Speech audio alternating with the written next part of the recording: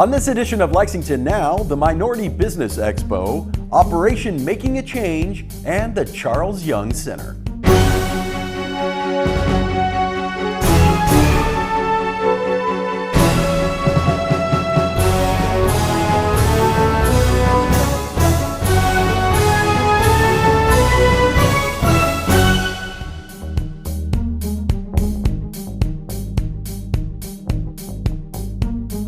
I'm Neil Noah, and welcome to Lexington Now for the week of August 7th, 2023. The Minority Business Expo just wrapped up its 21st gathering. Here are some highlights from the event. We're celebrating the program's 21st anniversary. 21 years and still going strong and growing stronger. Over 500 people are participating in this year's MBE.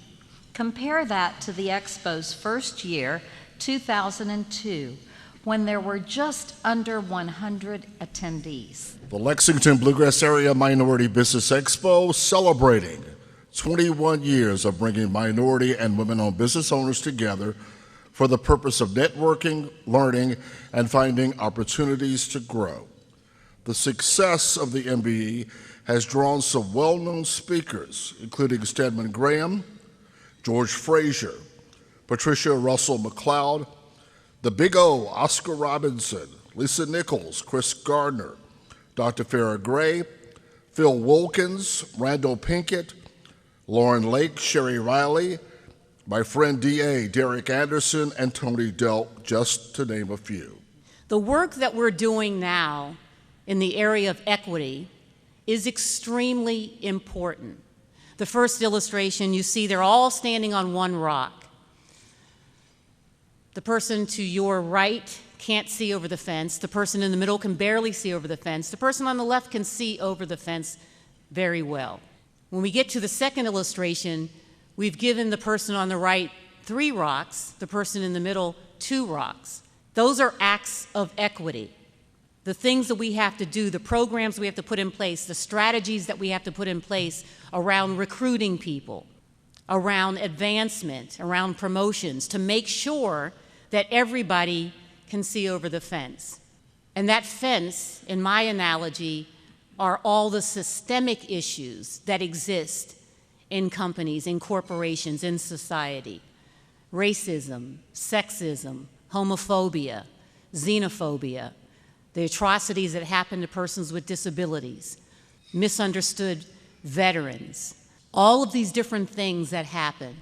But what's happening as far as that disruption, the person on the left that was standing on one stone in the first illustration is still standing on one stone in the second illustration. Well, they're now looking to their right and saying, well, how come they have 3 rocks and they have 2 rocks and I only have 1? That's not fair. I thought diversity and inclusion was about inclusion and everybody being treated fairly. That doesn't seem right.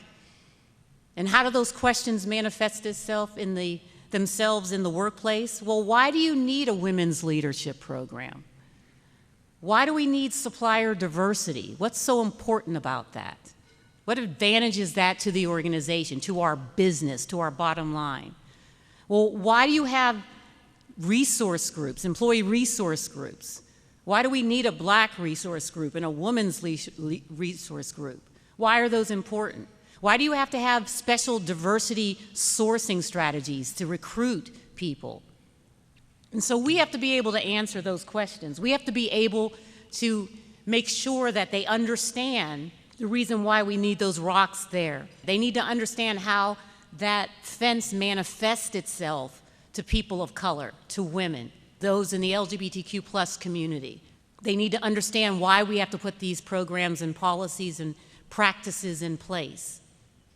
And so the work that we do as we are putting those rocks in place, as we are also trying to tear down that fence, we have to also have conversations, and sometimes they're very uncomfortable conversations, with the person who is standing on one rock in both those illustrations, so they understand.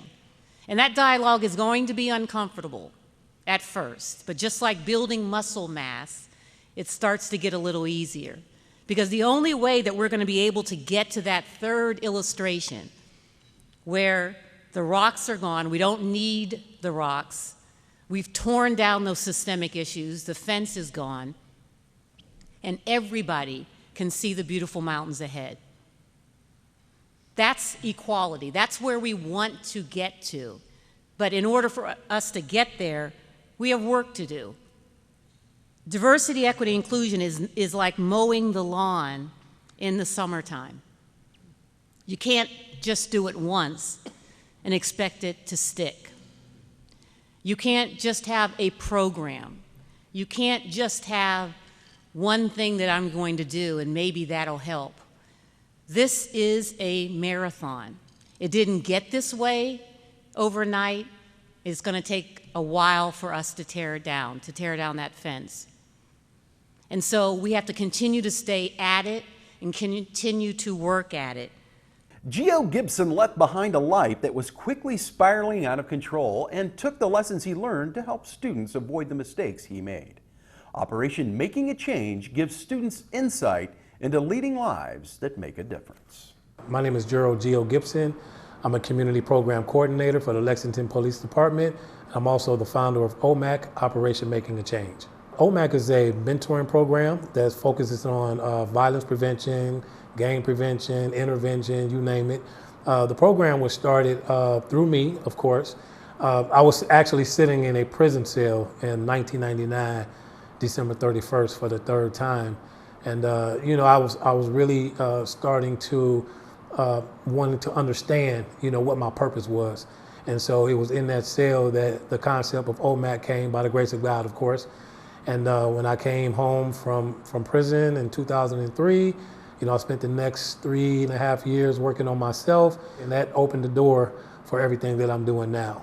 I grew up in a home of violence, poverty, substance abuse, and so, me having a front row seat of all of that, my curiosity, of course, got the best of me, so I ended up, going down that road of gang life, the addiction with the drugs, the whole criminal element. And so, I was a very young kid at the time. So to me, it's important because, we have to reach these kids at a young age, and I just don't want to see any of these kids or anybody go through the same things that I had to go through.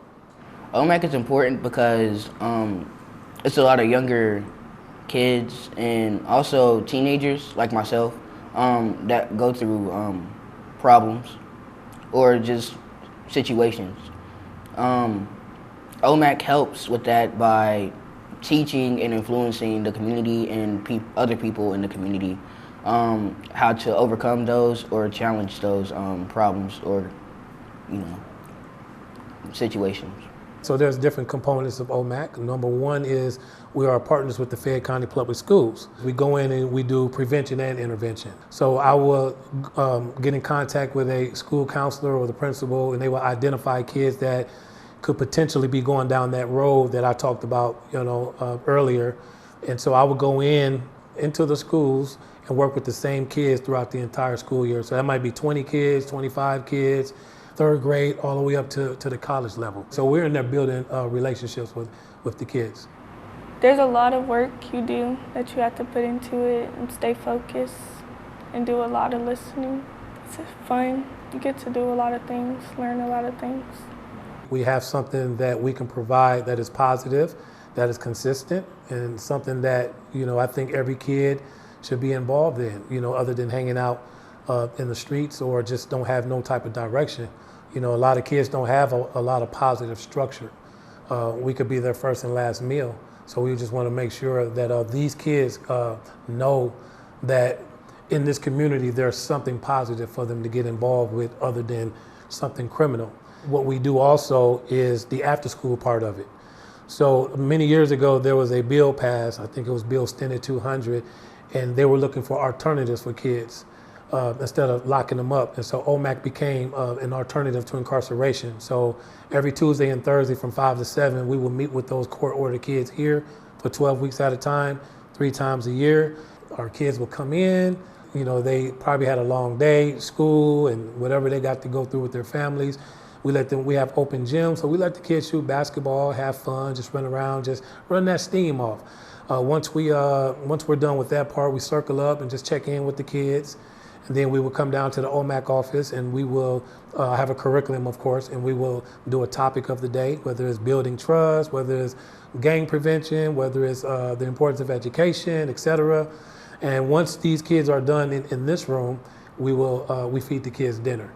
So, and then once that's over, of course, their parents pick them up and we do it again. If they make it through the program, they graduate, and get a certificate of completion, a graduation dinner, and they can also come back. So even if they graduate, doesn't mean that they have to be done with the program. But a lot of kids come back as leaders.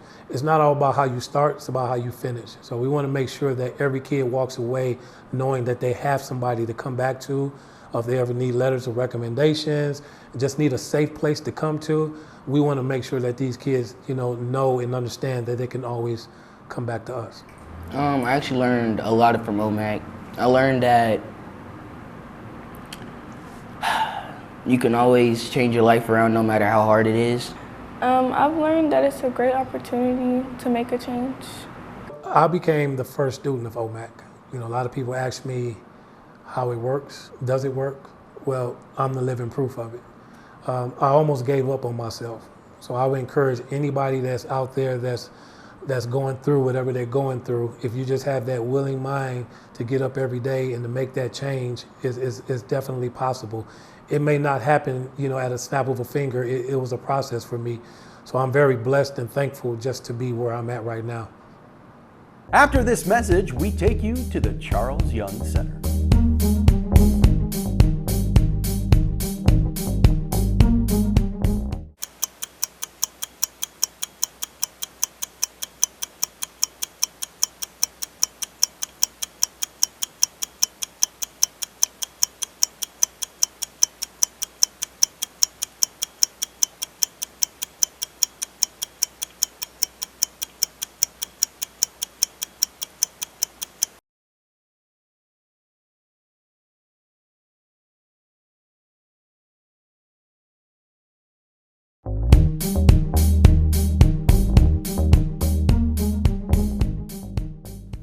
Welcome back to Lexington Now. The Charles Young Center is an ever-improving hub for the East End of Lexington. We go there now to catch up with some very special programming participants.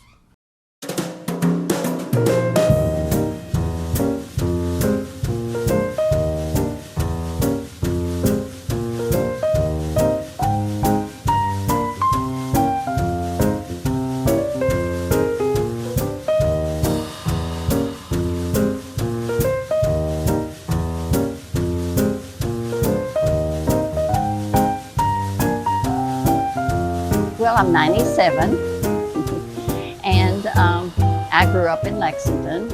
I met my husband when I was 6, and he was flirting with the little girls in the backyard. He was on the other side of the fence watching us play dolls. And he said he fell in love with me then. And after World War II, we got married 6 months after he came home. I'm the baby of 6 children. And my husband and I had 3 children. And now I'm expecting my 5th great-grandchild in October.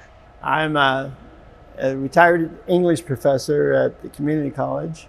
I'm a novelist and short story writer. I'm 77. I never was that active physically, I'm not a former athlete or anything like that. I had enough physical work when I was a young man because I had physical jobs. Like I was a mover, I can't believe it. But a long time being a professor, I didn't move much except running around the classroom. Well, I'm 74 years old and I've been here for 10 years. So I guess Anne's such a good teacher, I can't think about going anywhere else. It helps me keep active. I am active in a lot of other things, and being able to stay active is what gives me the encouragement to participate in other things. Not only do we do her class, We play pickleball here now, and we have line dancing, which is fun. But when you're at my age and you're doing it to 5 and 6 songs at a time, it's exercise also. I've lived around Fayette County most all my life. I'm the youngest of 8 children, and I am 79 years old. And I have exercised been active most all my life by living in the country and having older brothers and sisters. I always tried to keep up with them. I like cardio because I have AFib, and that strengthens my heart. My heart is weak, and if I skip a week of exercising, I can tell a difference in the way my heart beats. So I like to have quality life. If I'm still here, I might as well be good. I guess swimming. It stretches me out and I can do it. Yeah, I like swimming. I should do it more. I try to do it a couple times a week, but that doesn't always happen. This always happens. My favorite type of exercise are the routine things that she throws a quirk into. And one of the things that has helped me to do is transition that into my regular life. I like things that challenge my mind. Those kind of things transition into your regular life too, that everything isn't what it seems to be. I like the aerobics. You just keep your heart rate going, and just the stretching and bending, and but here they teach you agility and balance and core and posture, so it's a lot that can be learned. Well, I guess I would share faith is very important, and health is very important, diet, exercise, and just loving people. I really urge people to come out and do it, And it wouldn't hurt if there was another guy or two in class, Being able to do certain things keeps you engaged in life around you. I just encourage anyone to get out and exercise. It just makes you feel so much better mentally and physically. You've probably heard of the Division of Community Corrections, but what exactly do they do? Major Matt Lamons gives us the details. I'm Matt Lamons. I'm the major over operations at the Fayette County Detention Center. So I started in 2008, so I've been here just about 14 years. Currently I'm over operations, which is all of custody. I've worked in intake, I've worked in classification, inmate services, a bunch of different areas throughout the facility. So we've got about 300 employees right now. Our division is Division of Community Corrections, and what we are is anyone that gets arrested inside Fayette County, whether it's by the police department, the sheriff's department, it could be Kentucky State Police, ATF, whoever. If you get arrested inside Fayette County, you'll come to us and await your trial. Right now we're hovering about 950 inmates. Most of those are pretrial detainees that we're waiting to go to court. Some of them have been sentenced and are waiting for a bed with the state. If you're working in custody, you're working in a housing unit like what I'm in right now, and you're in charge of the safety and security of the inmate population and making sure that everybody gets all their needs. They get their medication, they get fed, they get their recreation, stuff like that. But that's just custody. You have other areas in our facility as well, such as intake, that does the booking in and booking out process of new inmates or releases. You have master control that controls a lot of the doors that we have. You have electronic monitoring for ankle bracelets. You have inmate services to be the inmate's liaison with the outside world.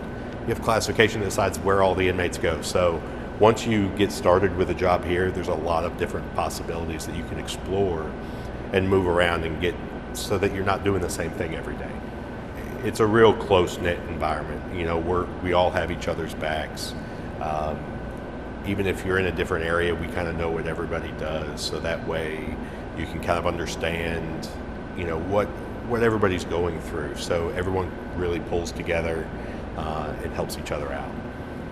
One thing that not a lot of people know is how much of an impact you can really have on individuals' lives, whether it's someone that you work with or someone that you work with because they're made to be here. Just treating everyone like they're your neighbors, because in reality, a lot of the people that are here aren't here for big, huge offenses. They're here because they got caught doing something against the law, and this is where they ended up. But they could be your neighbor, they could be a coworker from a past job, or they could be a friends or family of someone that you know. Right now, we're looking at filling about 100 vacancies that we have for new officers. So those officers, you'd start out working custody, kind of working in the housing units, but as you kind of move on with your career with us, you can move into a lot of those different opportunities. You can also move up the ranks too. I started here as an officer, I became a sergeant, then a lieutenant, then a captain, then a major. So there's a lot of not just lateral mobility, but vertical mobility as well, as far as working your way up the command structure. So we actually have our own landing page on the Lexington, Kentucky website. So if you go to lexingtonky.gov/correctionsjobs, it gives you information not only on what the job is about, but what the hiring process is like too. So we usually run a recruit class every month and a half, somewhere in there.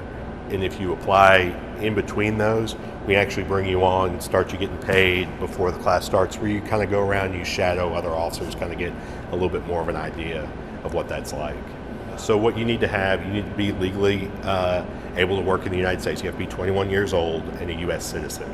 What we're looking for is someone that doesn't have any felony convictions, but if you go on the website, it really shows you all the individual little things and really guides you through that process.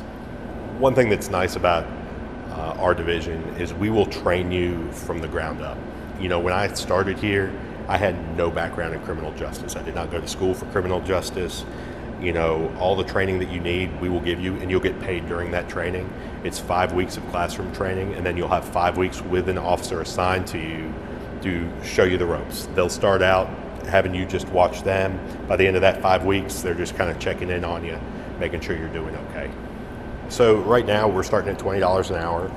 The other things that you get to, health, vision, dental, you get money to go towards all those plans. You also get quite a bit of paid time off that you can start accruing. You start accruing that on day one.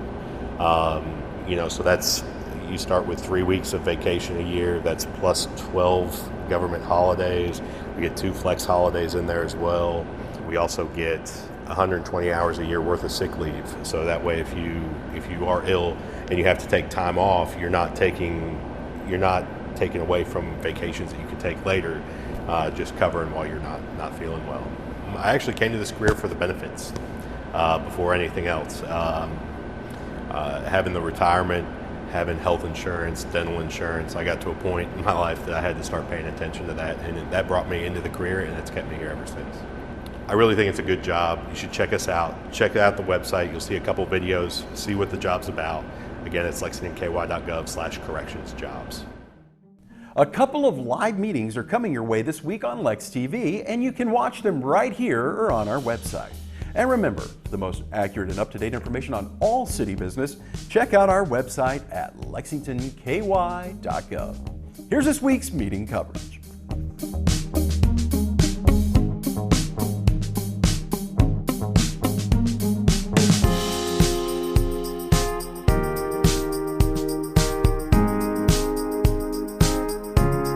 That's all for now, but as always, you can keep up with us on social media.